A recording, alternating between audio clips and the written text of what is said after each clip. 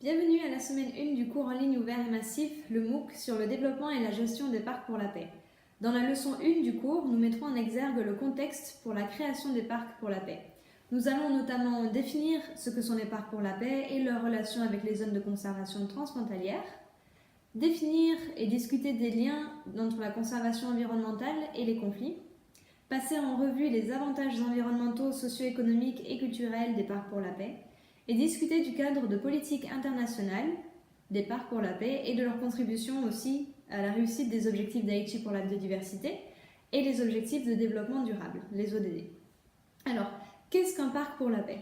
Les parcs pour la paix, ce sont des zones protégées qui sont décrites notamment par l'Union internationale pour la conservation de la nature, l'UICN, comme étant, je cite, un espace géographique bien défini, reconnu, dédié et géré à l'aide de moyens juridiques et autres moyens efficaces pour atteindre la conservation à long terme de la nature avec des services écosystémiques et des valeurs culturelles associées. Ainsi, les termes tels que zone protégée transfrontalière, zone de gestion des ressources naturelles transfrontalières, parc de la paix, parc pour la paix et zone de conservation transfrontalière ont été utilisés de manière interchangeable, ce qui a souvent entraîné la confusion concernant leurs priorités et les objectifs.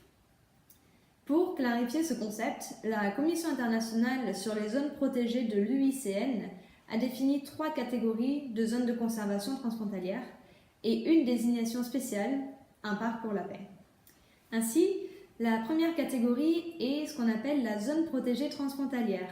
C'est un espace géographique clairement défini qui est composé de zones protégées écologiquement liées par une ou plusieurs frontières internationales et qui implique une forme de coopération, de fait. La seconde catégorie, c'est ce qu'on appelle le paysage de conservation transfrontalière et ou le paysage marin transfrontalier, qui est une zone écologiquement liée par une ou plusieurs frontières internationales qui comprend à la fois des zones protégées et des zones à ressources multiples et implique une forme de coopération. Enfin, la troisième catégorie s'applique aux zones de conservation de migration transfrontalière. Et ça correspond aux habitats fauniques dans 2 ou plusieurs pays qui sont nécessaires pour maintenir des populations d'espèces migratoires et impliquent une forme de coopération. Enfin, selon donc l'UICN, le parc pour la paix, c'est une désignation spéciale qui peut s'appliquer à chacune des 3 types de conservation transfrontalière et qui est dédiée à la promotion, à la célébration et ou à la commémoration de la paix et de la coopération. L'UICN donc a utilisé le terme parc pour la paix au lieu du terme parc de la paix, parce que le terme parc de la paix a souvent été utilisé pour des situations autres que la conservation transfrontalière. Par exemple, certains commémorent des champs de bataille pendant que d'autres sont des zones protégées dans un pays et ça n'a pas forcément de contexte transfrontalier. Et c'est vraiment important de noter que tous les parcs pour la paix sont des zones de conservation transfrontalières. Cependant, toutes les zones de conservation transfrontalières ne sont pas des parcs pour la paix. Donc tout au long de ce cours, nous utiliserons le terme parc pour la paix, car il est utilisé par l'initiative de dialogue pour la paix et la biodiversité de la Convention sur la diversité biologique. En fin de compte, les parcs pour la paix lient la conservation environnementale à la résolution de conflits et à la consolidation de la paix. Historiquement, on le sait, les frontières politiques n'ont pas considéré les écosystèmes clés avec des habitats qui ont donc été divisés de part et d'autre à travers le monde. On a rendu les approches de l'écosystème et de la conservation complètement inefficaces et on a perturbé les routes de migration de la faune ainsi qu'entravé la disponibilité des services écosystémiques pour la population. C'est considérable parce que les ressources naturelles peuvent initier ou prolonger des conflits pour plusieurs raisons. Par exemple, la rareté d'une ressource naturelle ou bien l'accès inégal à certaines ressources naturelles, notamment en période de conflit. Dans le contexte de la coopération environnementale, que l'on appelle aussi la consolidation de la paix environnementale, les parcs sont devenus un instrument très connu pour l'atténuation des conflits. Par exemple, les ressources telles que la terre, les forêts, les minéraux, le pétrole, l'eau, les autres ressources qui existent peuvent servir de base pour reconstruire des moyens de subsistance et des économies nationales après une guerre ou bien après un conflit prolongé. Et en outre, la gestion des ressources naturelles ou l'extraction peut également constituer et créer de nouveaux emplois pour appuyer la réintégration d'anciens combattants en fournissant de nouvelles sources de revenus. À partir de la création du Parc international pour la paix de Waterton Glacier, à la frontière du Canada et des États-Unis en 1932, Les parcs pour la paix sont devenus un instrument vraiment connu pour la consolidation de la paix. Cependant, outre la consolidation de la paix et de la conservation, les parcs pour la paix satisfont également d'autres objectifs. Et lorsque vous commencerez à penser au développement de votre parc, réfléchissez aux objectifs spécifiques que votre parc pour la paix pourrait atteindre. Ceux-ci peuvent inclure, par exemple, prévenir ou résoudre des tensions, notamment comprenant un accès incontrôlé aux ressources naturelles, ou promouvoir la résolution de conflits armés ou bien la réconciliation suivant ce conflit armé. Ça peut également être appuyer la conservation coopérative de la biodiversité, des services écosystémiques et des valeurs naturelles et culturelles au-delà des frontières, ou bien encore de partager les compétences de gestion de la biodiversité et des ressources culturelles, naturelles et les expériences qui y sont attachées, y compris la recherche coopérative, promouvoir des programmes de gestion coopérative qui sont efficaces et efficients, ou enfin renforcer les avantages de conservation et promouvoir les avantages partagés à travers les frontières.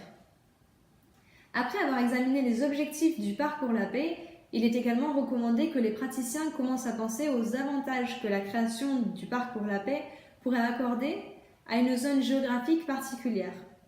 Pour vous aider à commencer, vous pouvez étudier les avantages environnementaux, socio-économiques, culturels qui sont typiquement associés à la création d'un parc pour la paix identifié dans la leçon numéro 1.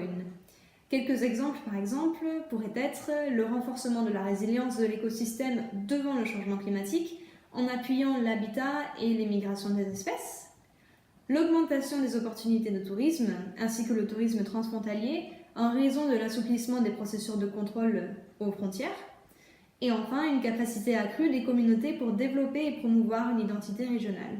Alors, lorsque vous étudiez les avantages possibles, considérez les défis propres à la zone où votre parc pour la paix pourrait se situer. Notamment dû à leurs avantages multidimensionnels, la création des parcs pour la paix est promue par de nombreux programmes et des conventions internationales telles que la Convention sur la diversité biologique, évidemment à travers l'initiative du dialogue pour la paix et de la biodiversité, l'IDPB, la Convention du patrimoine mondial à travers les sites naturels du patrimoine mondial, le programme UNESCO sur l'homme et la biosphère à travers les réserves de biosphère transfrontalières, la Convention Ramsar sur les zones humides d'importance internationale à travers les sites Ramsar transfrontaliers. Chacune de ces conventions appuie la création de parcs pour la paix de la manière qui leur a été désignée. Vous en apprendrez plus lorsque vous étudierez la leçon. Cette information est primordiale pour comprendre comment le parc pour la paix que vous êtes en train de développer correspond au programme mondial de conservation. Le travail des praticiens du parc pour la paix aujourd'hui se déroule à une époque où l'importance de la création des parcs est de plus en plus reconnue, notamment puisque les systèmes naturels transcendent les frontières politiques et que la protection de la vie sur Terre et la promotion de la paix ainsi que de la collaboration parmi les pays nécessiteront, au bout du compte, une approche internationale. Lors de sa 10e réunion, la conférence des parties à la Convention sur la diversité biologique a adopté, vous le savez, le plan stratégique pour la biodiversité pour la période 2011-2020. Ce plan comprend 20 cibles qui sont connues sous le nom d'Objectifs d'Aichi pour la biodiversité. Ces cibles appellent à des mesures efficaces et urgentes pour cesser la perte de la biodiversité d'ici 2020. Bien que les parcs pour la paix soient en quelque sorte liés à toutes les cibles d'Aichi, ils sont particulièrement pertinents pour les cibles d'Aichi numéro 1, 11, 12, 14 et 15.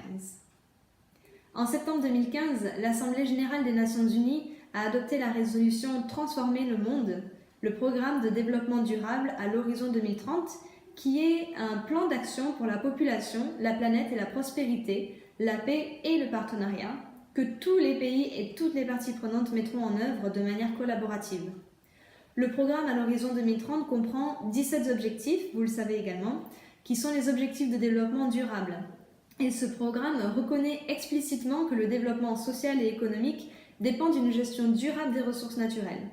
Les considérations relatives à la biodiversité sont incluses dans plus de la moitié de ces objectifs, mais en même temps, les parcs pour la paix sont particulièrement pertinents pour l'objectif numéro 16, qui est de promouvoir les sociétés justes, pacifiques et inclusives en offrant des avantages qui s'étendent au-delà des frontières.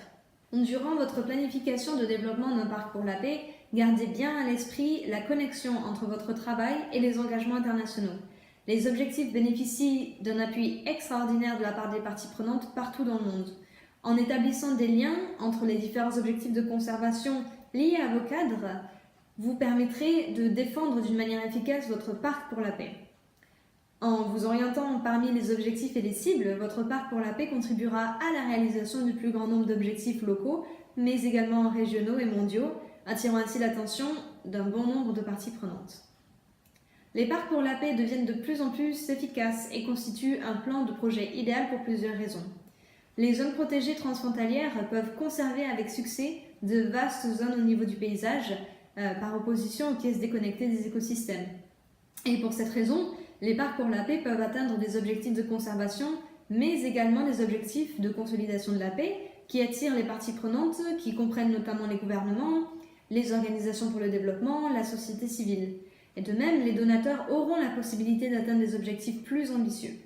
Enfin, les communautés locales auront l'opportunité d'établir des revenus alternatifs à travers la gestion de ce parc, ce qui n'est absolument pas négligeable.